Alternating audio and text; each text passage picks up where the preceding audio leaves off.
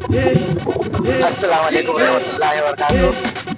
आज है यहाँ पे अजीमुल्लाह की बहन का शादी और यहाँ पे नान रोटी का काम चालू है।